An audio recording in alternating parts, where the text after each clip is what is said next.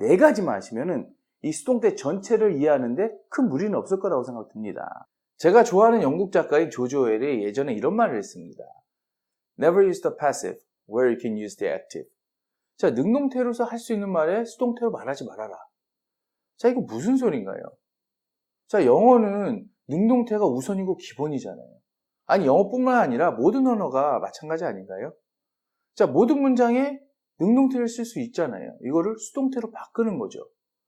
그런데 조지 오웰이 했던 말은 이 수동태를 쓰지 말라는 말이랑 똑같잖아요.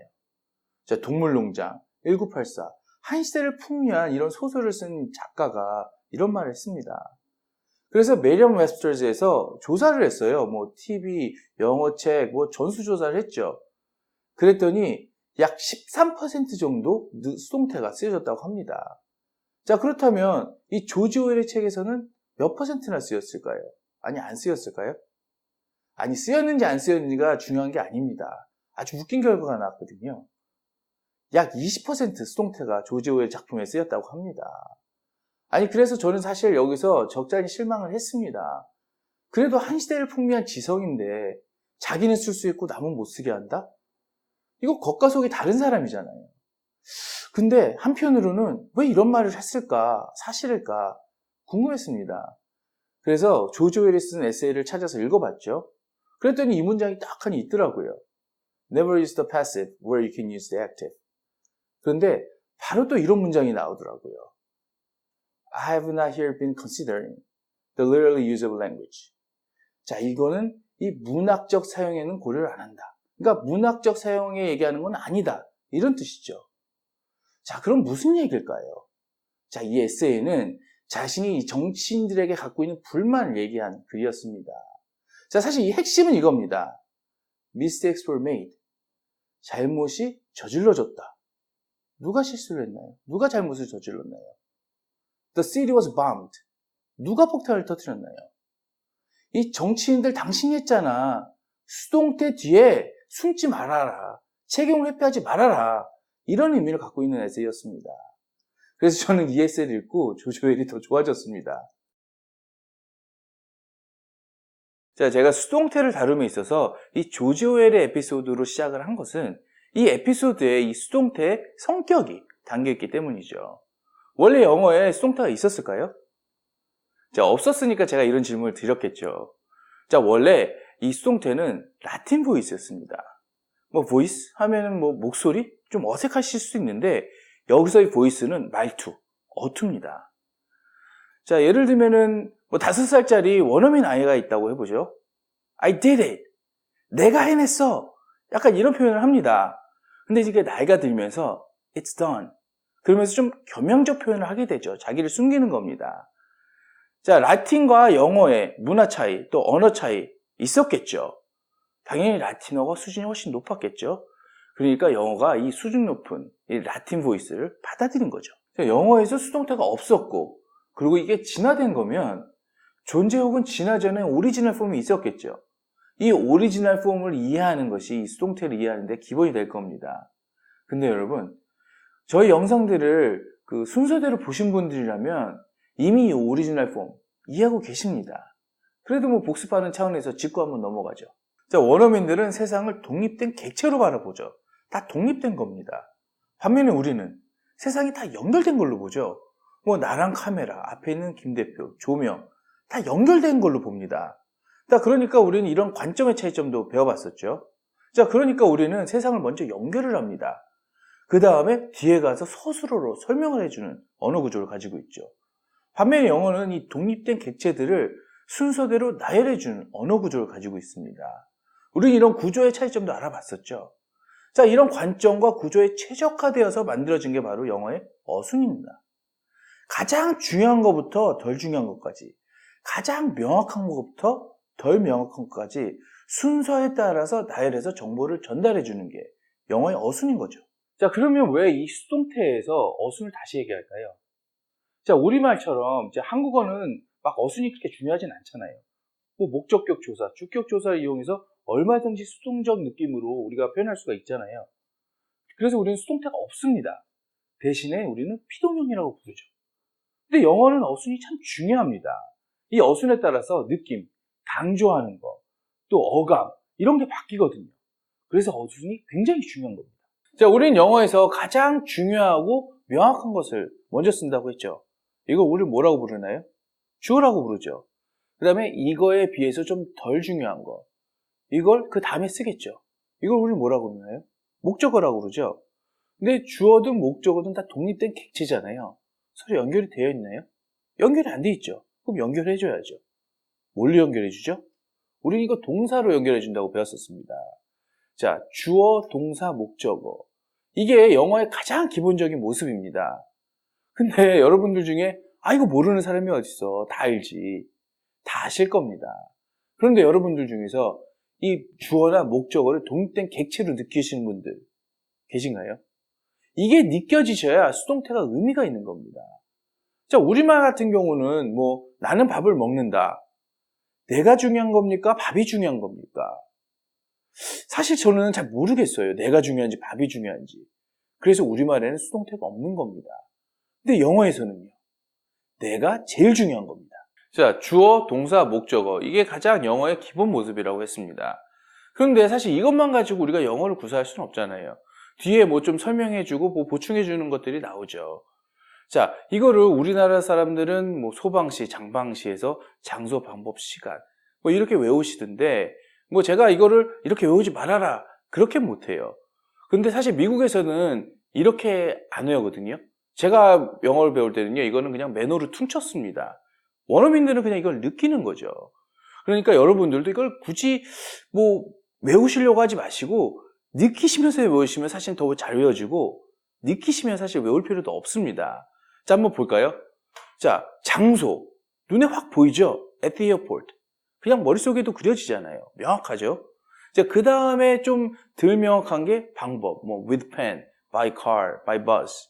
이 방법들이 이 장소보다는 좀 덜 명확하죠. 그 다음에 가장 머릿속에 관념적으로 있는 게 뭐죠? 바로 시간이죠. 자, 원어민들도 느끼듯이 여러분들도 이걸 느끼면서 쓰시면 굳이 외우실 필요 없을 겁니다. 자, 영어는 가장 중요한 것부터 덜 중요한 것까지, 가장 명확한 것부터 덜 명확한 거지. 이렇게 나열해서 쓰는 게 바로 영어입니다. 또 쓸데없는 소리 많이 하네. 이러시는 분들도 분명히 계실 겁니다. 그런데 그만큼 이게 중요한 겁니다. 자, 어순을 바꾸는 게 수동태잖아요. 어떻게 바꾸는지, 왜 바꾸는지, 바꾸면 어떤 느낌이 나는지 여기에 목적을 두시고 영상을 쭉 보셔야 됩니다. 자, 이제 어느 정도 우리가 준비가 끝났으니까 본격적으로 수동태로 한번 들어가 보죠.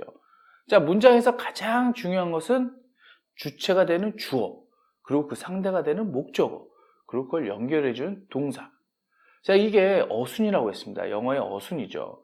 그런데 목적어를 좀 부각시켜 주고 싶거나 목적어에 포커스를 해주고 싶으면 어떻게 하면 되죠? 이 목적어를 가장 중요하게 만들어주면 되잖아요. 자, 영어의 어순상 가장 중요한 거를 먼저 쓴다고 했죠. 그러니까 이 목적어를 맨 앞으로 빼는 겁니다. 그 다음에 이제 동사를 보면 좀 말이 안 되잖아요. 이게 좀 뉘앙스도 그렇고 이상하잖아요. 그러니까 여기서 우리가 아는 공식이 나옵니다. 일반적으로 우리가 비동사 플러스 과거 분사라고 하죠. 자, 이 과거 분사는 일명 PP라고도 하죠. 근데 우리는 이제 past participle 이렇게 부르면 더 좋겠죠. 자, 이 과거 분사의 성격 우리가 이미 분사할 때 배웠습니다. 이 과거 분사의 성격은 어떻죠? 형용사이면서 수동적 느낌을 가지고 있죠. 그러니까 이 수동태에 딱 맞아 떨어지는 거죠. 그리고 이 원래 주어였던 이 친구는 어떻게 될까요? 이 친구는 이제 쓸쓸히 매너, 아까 얘기했던 이 매너 어느 파트로 가겠죠. 근데 갈 때 꼭 전치사 친구랑 같이 갑니다. 어떤 전치사 같이 가나요? 바로 by입니다. 제가 by의 기본 개념 뭐라고 그랬죠? 힘의 전치사라고 했습니다. 그러니까 이 친구가 뒤로 가더라도 이 문장 전체에 어느 정도 영향력은 갖고 가는 거죠. 이게 바로 수동태입니다. 자, 수동태 공식 별거 아닙니다. 그냥 영어의 메커니즘일 뿐이죠. 자, 예를 한번 들어볼까요? He never writes a letter to his parents. 그는 그의 부모님에게 편지를 쓰지 않았다. 이런 표현이 있습니다. 근데 한 번도 쓰지 않았다. 이걸 강조하고 싶은 거예요. 그럼 어떻게 하면 되나요? 그 한 번도 뭐하지 않았다인 never를 맨 앞자리, 가장 중요한 자리에 보내면 되잖아요. 자, 이거 별거 아니죠. 영어의 메커니즘일 뿐입니다. 자, 또 우리가 비동사 플러스 과거 분사, 이거 대단한 공식처럼 생각하는데 이것도 그냥 영어의 메커니즘일 뿐입니다. 자, 예전에도 뭐 영어에서 비동사 플러스 뭐 상태를 나타내주는 형용사를 썼죠. 뭐 I'm happy, I'm sad, he's bad 이런 식으로 썼습니다. 근데 라틴에서 이 수동적 보이스가 들어왔습니다. 근데 이걸 사용하려고 그러면 비동사에다 형용사적인 걸 써야 되는데 또 수동적인 형용사를 써야 됩니다. 근데 찾아보니까 이제 과거분사밖에 없는 거예요. 그러니까 비동사 플러스 과거분사가 된 겁니다. 이거 별거 아닙니다. 그냥 영어의 메커니즘일 뿐이죠. 자, 수동태는 왜 쓸까요? 제가 방금 말했던 이 목적어, 두 번째로 중요한 목적어를 가장 중요한 앞으로 빼잖아요. 이거 왜 뺄까요? 강조하려고 빼는 거죠. 그리고 제가 맨 처음에 언급드렸던 이 조지 오웰의 이 정치인 얘기들, 이 정치인들 이 수동태로 뒤에 숨잖아요. 책임을 회피할 수도 있는 거죠. 그리고 그 원어민 I did it. 이거를 나이가 들면서 it's done. 이렇게 할 수 있다고 했죠. 이거는 겸양적 표현입니다. 이렇게 다양한 표현으로 쓸 수가 있는데 오늘은 기본 개념을 하는 날이잖아요. 그러니까 이 기본 개념에 포커스를 하시고요. 이제 제가 이게 계속 층을 쌓아 나가면서 이제 나올 겁니다. 계속 수동태가. 그러면 이건 이런 상황에서 쓰면 좋다. 이건 저런 상황에서 쓰면 좋다. 계속 말씀드릴 겁니다. 자, 수동태가 뭔지. 이런 게 수동태구나. 여러분들 어느 정도 이해 가셨을 거라고 생각이 듭니다. 그러면 수동태는 몇 종류나 있을까요? 수동태 종류가 있어? 비동사 플러스 과거분사 이게 다 아니야? 네, 아닙니다. 수동태는 몇 가지 종류가 있습니다.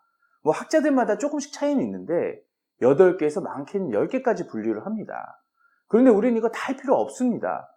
뭐 이렇게 중간에 뭐 중복되는 느낌도 있고 해서 여러분들 딱 4가지만 하시면은 이 수동태 전체를 이해하는데 큰 무리는 없을 거라고 생각됩니다.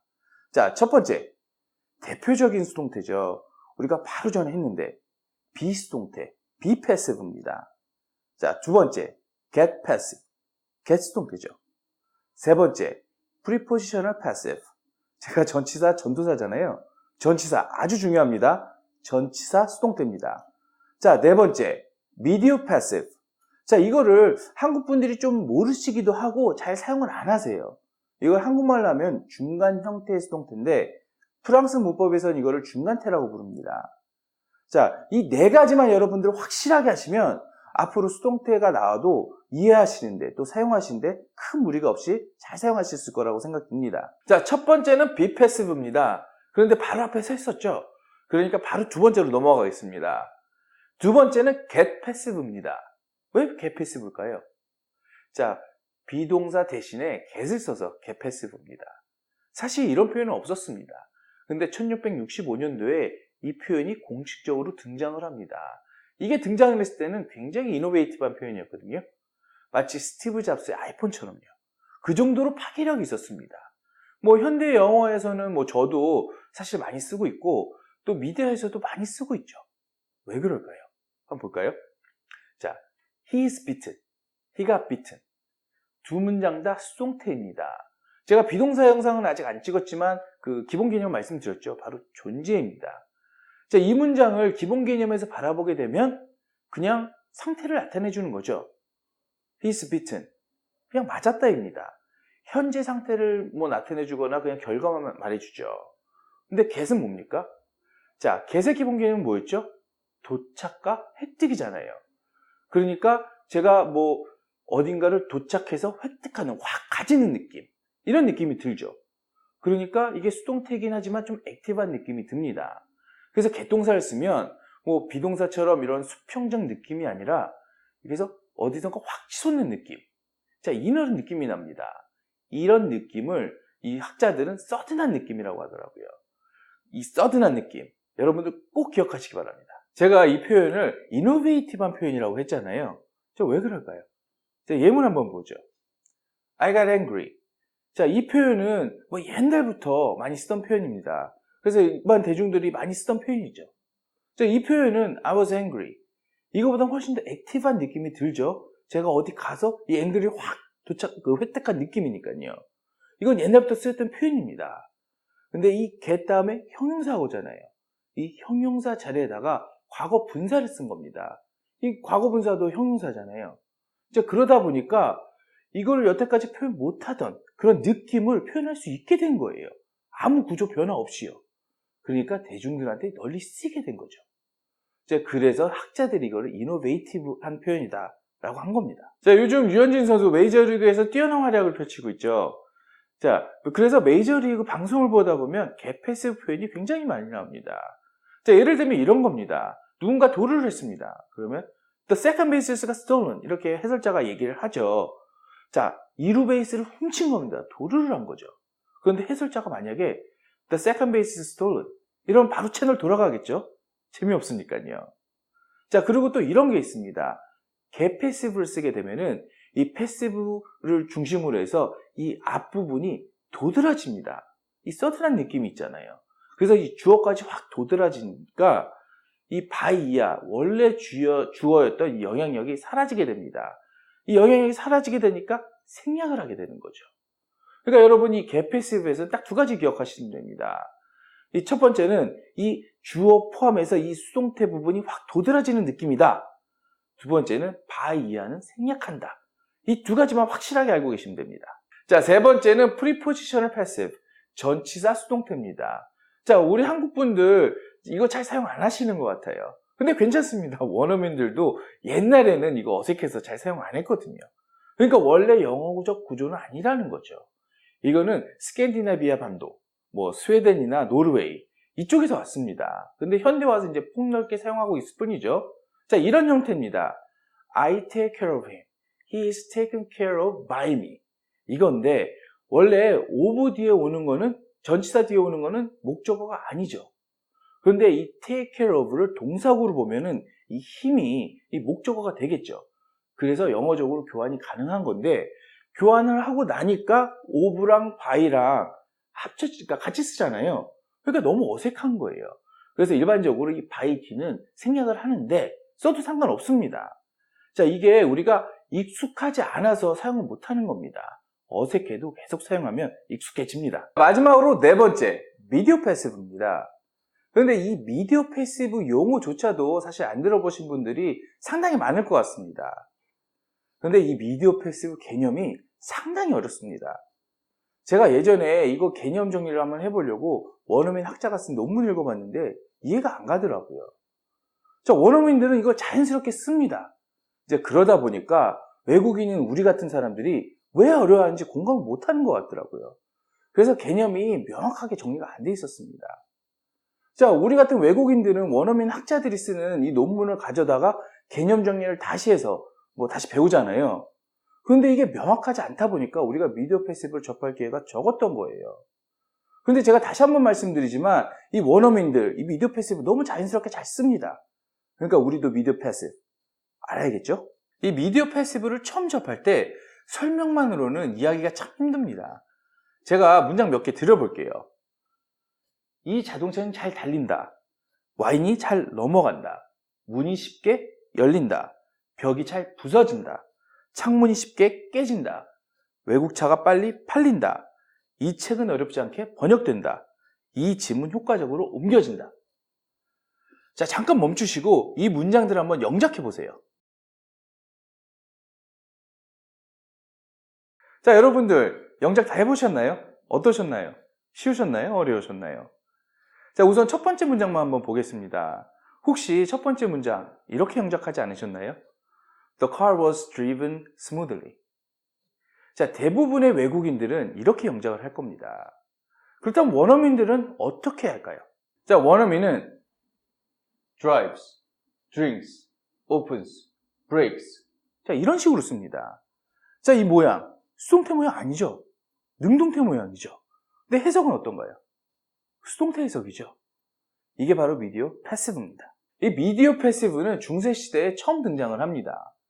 그러면 이 미디어 패시브가 막 갑자기 튀어나왔느냐? 그건 아닙니다. 원래 영어에는 middle voice라는 게 있습니다. 자, 아까 보신 동사들, 그게 middle voice에 속하는 동사들입니다. 그리고 이 미디어 패시브도 이 middle voice에 속하는 겁니다. 이 middle voice 동사들을 설명하는 게 굉장히 힘이 듭니다. 여러분, 제가 서론만 했는데 이해하시기 힘드시죠? 자, 한번 보세요. 자, 문을 한번 열어보겠습니다. 이거 영어로 어떻게 표현하죠?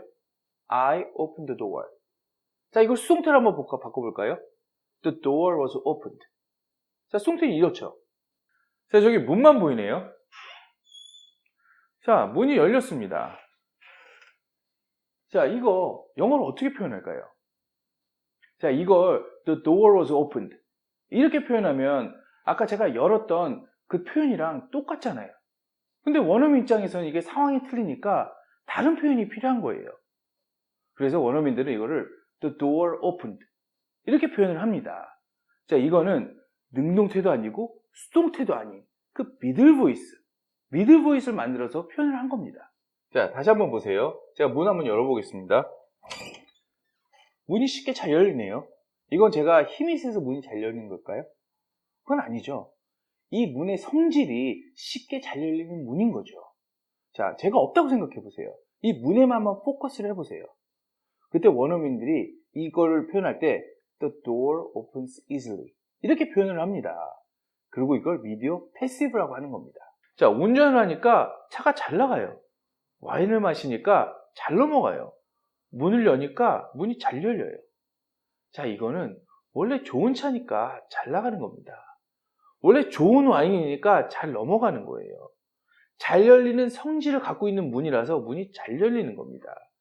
이렇게 사물의 성질을 나타낼 때 이때 미디어 패시브를 쓰는 겁니다. 여러분, 지금 이해 안 가셔도 상관없습니다. 저도 사실 이거 이해하는데 상당히 오래 걸렸거든요. 제가 곧 이 미디어 패시브만 빼서 원어민처럼 쓸 수 있도록 정리하겠습니다. 오늘 수동태 전체 틀을 알아봤는데요. 어떠셨나요? 저는 오늘 영상 찍으면서 나름대로 기뻤습니다. 예전에는 이걸 설명드려야 되는데 이게 준비가 안 돼서 제대로 설명 못하는 경우가 꽤 있었거든요. 나름대로 고충이었습니다. 근데 오늘은 독립객체 기본 개념이라든지 영어 메커니즘이라든지 전치사 기본 개념이라든지 우리가 기본적으로 준비가 다 돼 있었잖아요. 그러니까 약간 퍼즐링하는 느낌이었고 또 더 많은 걸 알려드릴 수가 있어서 나름대로 기뻤습니다. 자, 이게 언어의 층을 쌓아 나가는 거고 네트워킹을 하는 겁니다. 자, 앞으로도 계속 이 영어의 층을 쌓아 나가고 네트워킹을 통해서 더욱더 좋은 내용, 더욱더 풍부한 내용으로 함께 나갔으면 좋겠습니다. 감사합니다.